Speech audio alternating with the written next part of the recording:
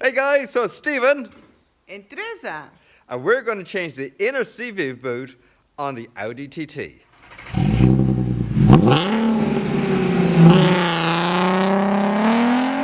So Stephen, what tools we will use today?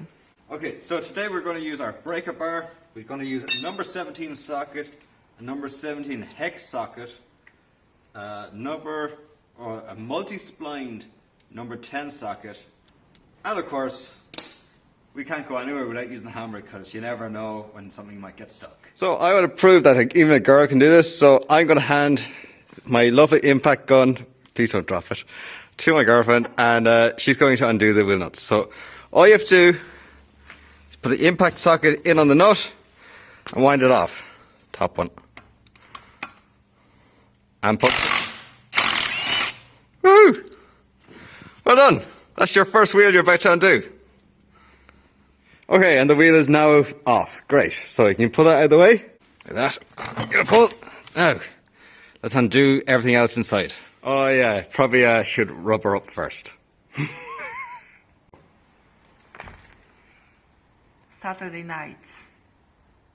So Teresa, what hex bolt do we use? Hex 17. Hex 17 it is. Well done. And it's out. Woohoo! Done. And she's still not wearing gloves. Next we take our number 19 socket and we whiz off the center nut here that's holding on the track rod arm or the tie rod, and now we're going to hit it hopefully with a hammer and it'll come loose. So next we're going to release the tie rod, give it a hit, and it should just tap out as easy as that.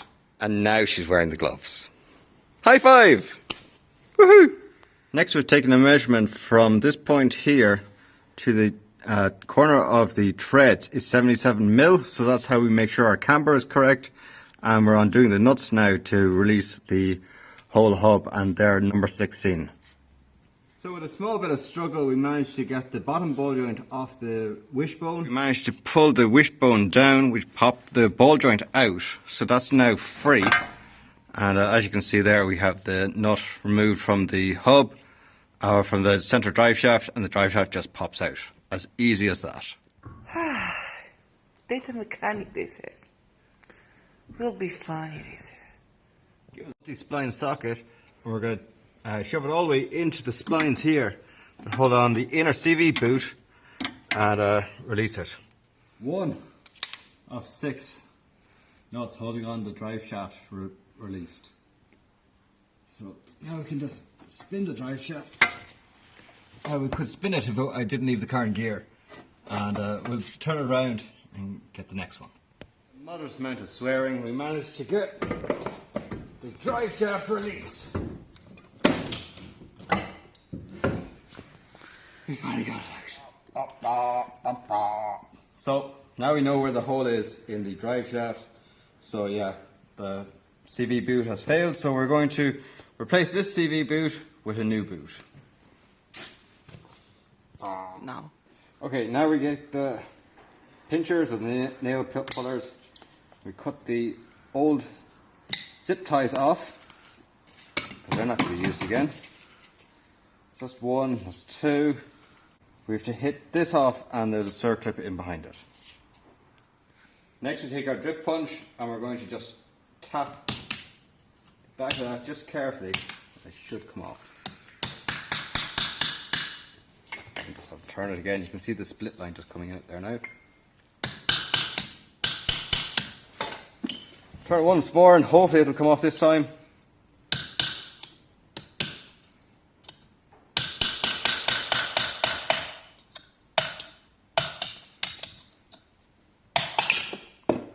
And it's off. And there's all the old grease now sitting in the CV boot. So that's all going to be cleaned out. And there's one little circlip just here at the very bottom, or here in the middle. And we just get our circlip plied into that very carefully, usually holding your finger just above it so it doesn't fly off across the carriage. We will remove that. And it's taking more than one go. Now we have the circlip coming off.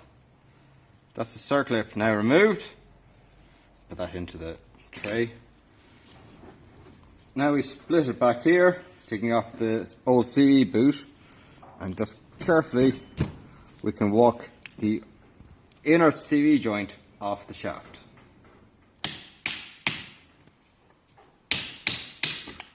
And it's off. So this is the old CV boot after we removed it, and you can see it's actually breaking up underneath here, and there's a big giant split just here in the center. And that was actually letting in a little bit of water because you could see rust starting to form on the outside of this. So what we're going to do is wash down everything and have everything lovely and clean, and then we'll repack it now with fresh grease. Okay, now we have the part in the parts washer. We're going to wash out all the old grease using diesel. Sorry.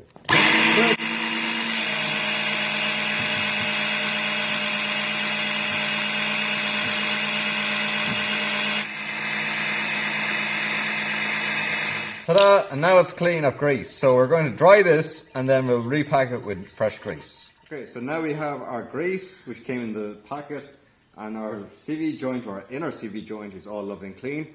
I asked Teresa, did she want to go with this, but she said no. So I'm doing this part because this is probably one of the most dirtiest parts. So now we get our grease, and you can see there, we're going to shove the grease into all the balls. It's quite dirty and quite a messy job. And we're really going to pack it in, and when we have it well packed, then we know that we're good for another, I don't know, maybe 50,000 or 100,000 miles. Or until it fails again. Now we flip it around and put the grease again on the inside of the balls in here. It's like toothpaste. And not only that, when we have it all in, we're going to push it in around the balls to make sure that the balls are well greased.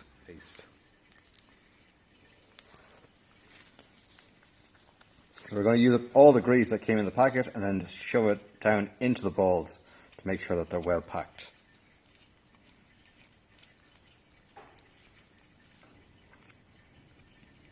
Here, do you want some?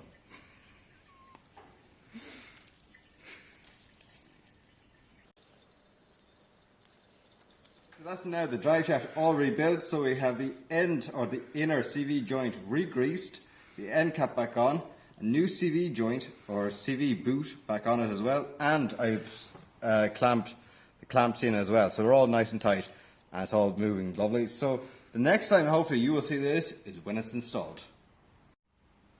And that's now the drive shaft all back in. So thanks very much for watching. Don't forget to rate, comment and subscribe. Give it a thumbs up. And as always, see you later.